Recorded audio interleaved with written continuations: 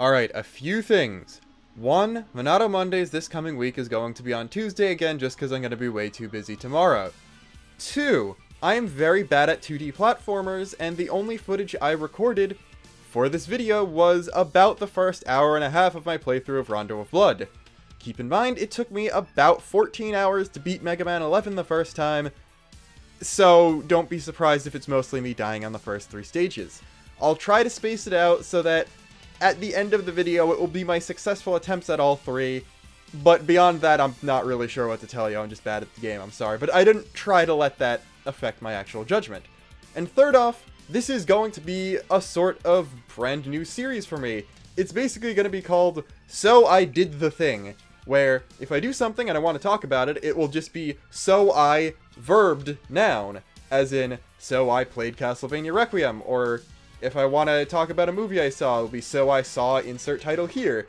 And this is just going to be a kind of informal, very conversational review vlog type sort of thing that I'm just going to make periodically whenever I feel like doing it. But, and keep this in mind, when I play the 4 Xeno games I have not played yet, they will be under this banner, but unlike this review and most game reviews that I would do on like this, they will be complete and edited and like well scripted and stuff. This one is just going to be a talky one, but the Xeno game ones are going to be more like the Torna review, if that makes sense. So with that out of the way, let's start talking about Castlevania Requiem.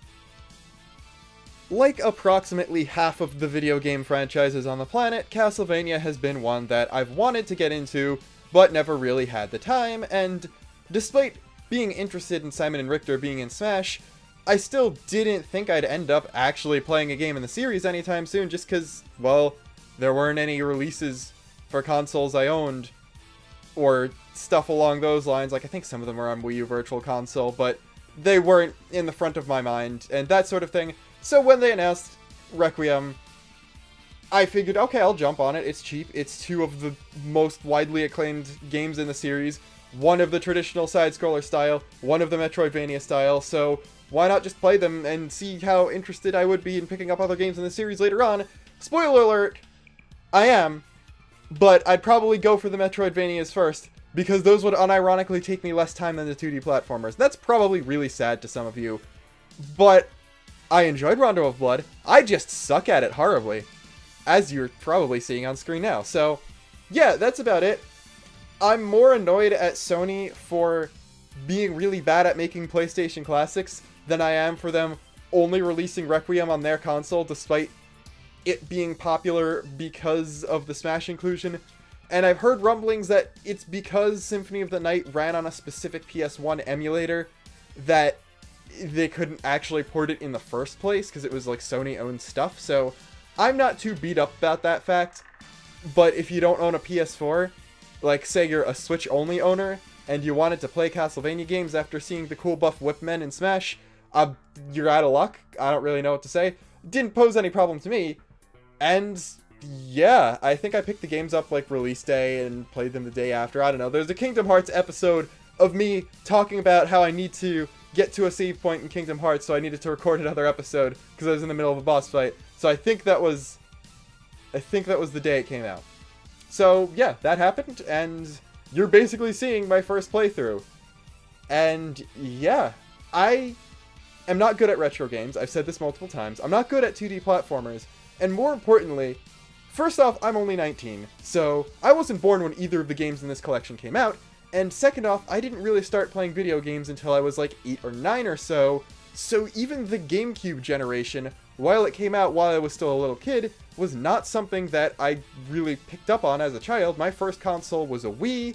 My first handheld was a Game Boy Advance, but that was after the DS came out and I was being dumb then. So I never really got to experience either of these genres in their heyday. And well, I'm pretty glad I got to now. I did know a pretty decent amount about the series going in, just like the amount of games, what consoles they were, some of the timeline stuff. I think I watched a Let's Play of Aria of Sorrow at some point, so I didn't go in like completely blind to the series or the lore or any of that kind of thing. And I know a lot of people tend to recommend 4 as being your first 2D side-scrolling Castlevania, but I feel like Rondo of Blood works too. I'm glad I started with Rondo and not one of the NES games, because Rondo was hard, but it was hard with significantly less bullshit than the NES games had, so I wouldn't want to start with those and then get put off playing some of the other games because of that, because, like, I could probably go back and play 1 or 3 now and be fine with it. I don't know how much I'd like to, especially after comparing it to Symphony of the Night, which did everything it did better, so we're gonna not talk about that at that point. But despite the fact that I did legitimately get frustrated, because I don't like being bad at video games, I like doing well, so I was kind of annoyed at some points when I started dying a lot, especially later in the game, but at the same time, that didn't stop me from enjoying what was there. And Rondo of Blood specifically, mostly because I played with headphones on and listening to videos through about half of Symphony of the Night, so I didn't hear the music as much, did something that I think is one of the most important things an older video game could ever do if you're playing it for the first time in the present day. And that is to give you nostalgia for something that you weren't around for when it first came out. And by that I mean, when Vampire Killer and Bloody Tears started playing, when I first got into those stages in Rondo of Blood, I got chills down my spine, just as if I was going back to playing, say, Pokemon Emerald, because that was my first game, and hearing the title screen music for the first time coming out of the teeny Game Boy speaker in so many years. It's probably because I'd been exposed to those tracks before, and knew that they were iconic and enjoyed them out of the context of any of their games, but the fact that it was able to do that is definitely something that caused me to hold the game in very high regard. Now, I did 100% the game, but I did play as Richter for most of the time, even after rescuing Maria, because I figured, alright, I'll use him for the main stages, I'll use her for some of the Prime stages. I don't know why they use Prime for the extra stages. It's not what I would have done, but who am I to judge? So I did still get a lot of the genuine challenge. I know she's kind of like easy mode, and I didn't really feel like doing that. I at least wanted to fight Dracula with the Belmont, and I figured that if I played on easy mode for the rest of the game, then I wouldn't be used to him by the end, and it was one of those kind of things. But there are enough stages in the game for you to get fairly comfortable with both characters, which is a very good plus, and I don't know, I do think they both played interestingly. Like, Richter pretty much played exactly as I expected him to, just based on seeing gameplay clips of games in the series that weren't Rondo of Blood plus Smash. So, like, I kind of knew exactly how he would play to begin with. And then Maria, I don't really know what to describe her as. I feel like she plays almost like a 2D Sonic of all things, but with a double jump for some reason. I don't know. Her projectile attack isn't really something from any game that I've played before, so there's not really a one-to-one comparison there, but I think drawing that comparison of being smaller, lighter, and nimble, but going down faster does make a lot of sense, and I do kind of feel like a lot of the extra stages were designed more around her than Richter, though that might just be because she's easier to play as in general, so I was having a better time as her. The one stage that you can't unlock until after you beat the game didn't really make any sense, especially because it was kind of the weakest of the bunch. It was just, here's a bunch of platforms with some pretty annoying enemy placement. It's not very challenging after you've already beaten the game, and it's not very fun because it's not very well designed. I don't really know what that was doing there, especially because you can rescue all 4 of the girls without playing that stage. That's literally just there so you can get an extra 8% on your completion total. So, I don't know. All the other extra stages were pretty good. I don't think I ever actually rode with the boatman correctly at any point in time. First time I tried it, I died. Second time, I took, like, a different exit from the stage, so I kind of missed out on that entirely. Symphony of the Night, I did ride the boat. I didn't sequence break at all in there, but that aside, I don't know. I feel like at this point in the series, though, sub-weapons should have been balanced. Like, the watch is supposed to be the best one. It's kind of bad. I get that the knife is supposed to be weaker because it costs less hearts, but I just kind of kept the Bible most of the time. I don't know. I did that in Symphony of the Night too, so they didn't fix it then either. it's just kind of weird to me. I don't know, I didn't use sub-weapons that much in the first place, and because I'm really bad at games, I forgot that one of the gimmicks of Castlevania compared to other 2D platformers is that you can use your whip to hit projectiles out of the air. So I died very frequently. Like, there was one boss, I forget which one it was, I don't think it was one of the ones in these 3 stages, but there was one boss where I was stuck on for like 20 minutes because I just straight up forgot that you could whip projectiles. I kept trying to dodge them and failing. So yeah, I'm pretty stupid. Let's see, is there anything else that I could really talk about other than it was a really solid 2D platform and I want to play more of them? I do like the item crash mechanic. That's not really a thing that you see too often, just characters having ultimate attacks in a platformer. And I do think it worked very well. Obviously, some are better than others. And I use the Bible most of the time outside of boss fights. So that item crash isn't the greatest. The knife one is okay. I don't know. The shaft fight was awful. That one probably took me the longest out of anything in the game. Or no, not regular shaft. Regular shaft took a while, but not too long.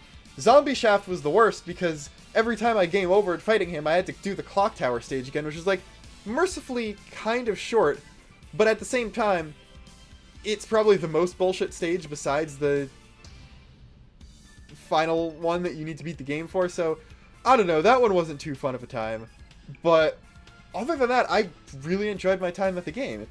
And moving on to Symphony of the Night, I think I tweeted this, like, the night I beat Rondo and moved on to Symphony, which I think was, like, day 2 or day 3 after the game coming out.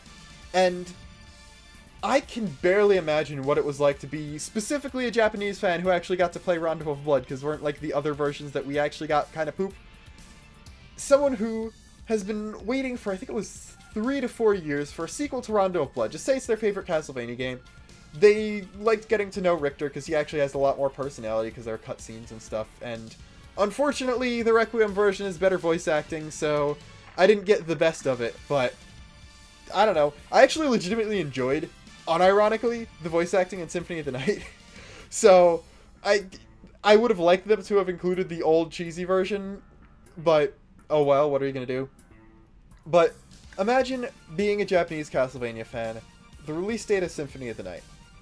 And they've probably heard about, oh, you're playing as Alucard, and it's a completely different style of gameplay, but it is still the next game in the Castlevania series. But they're a big Rondo of Blood fan, they're a big Richter fan, and, well, what are you supposed to do? Are they just forgetting him? This is supposed to be a sequel, isn't it? And then you start your file up, and bam, final stage, Bloodlines, and you get to replay the ending battle of Rondo of Blood in the Symphony of the Night engine. I don't know, I thought that was really cool, despite having literally just fought Dracula in Rondo of Blood, and then going to fight Dracula, the same Dracula again, in Symphony. I don't know why I thought that was cool, but I just think that was a really nice touch. And, like, the first 30 seconds of Symphony of the Night were like, oh, that's where he got that thing in Smash from. That's where he got that thing in Smash from. Okay, this is kind of a cross between Castlevania 4 Simon and Rondo of Blood Richter. That's actually really cool. Now I want to play Richter mode, and I haven't even gotten to control of Alucard yet. So, they did that a really good job. I have not completed a Richter mode playthrough yet. I'm probably going to do, like, Richter mode, Axe Armor mode, then start binging Kingdom Hearts until Smash comes out. I think that's a pretty good angle of attack to go at this from. But I don't really know. Like, the thing is, Rondo of Blood was a great 2D platformer, and that was really all I could say about that. Symphony of the Night, what is there that hasn't already been said about it? It is one of the 2 games that defined a brand new genre that didn't exist before it. It's one of the most critically regarded games on the PS1, in the Castlevania series, in general. And I don't know, I just liked it. That's really all there is to say. Like, I wish I could say more about it, or like offer some sort of nuance, but I feel like anything I'd have to say has been said already and been said better by someone else in the past. Let's at least attempt to have something mildly reasonable to say about this. The thing with me in Metroidvanias is that I kind of feel like sometimes you get all your upgrades too quickly. Like, I understand the fact that, okay, every time you get a new big ability, then boom, you can go around and do all that stuff, and you could use that ability in places you've been before already to get a bunch of goodies. So I understand why there were so many health and heart upgrades everywhere, but I'm still not sure. I feel like, if anything, the game might have actually been served a little bit better by having less general abilities, like maybe make all the transformations automatically come with everything that came with them. Like, besides the Poison Cloud, you don't need the Poison Cloud. There's a reason it's in the Reverse Castle, so I don't know. But speaking of the Reverse Castle, I didn't mind it as much as other people. The thing I didn't like was, first off, that the rooms were actually upside down, which made it harder to navigate, and second off, that it was designed in a way where you can get through it a lot faster than the standard castle, so it didn't really feel like a doubling your time. It felt more like a 25 to 35% increase of playtime, despite the fact that it was supposed to be, oh, the second thing, you're going for 200% if you're doing this, but nope, it was just kind of there. I did enjoy the bosses in it. I did like how there was technically a big gauntlet after you got all your special movement abilities, so I do think the Reverse Castle served you well there.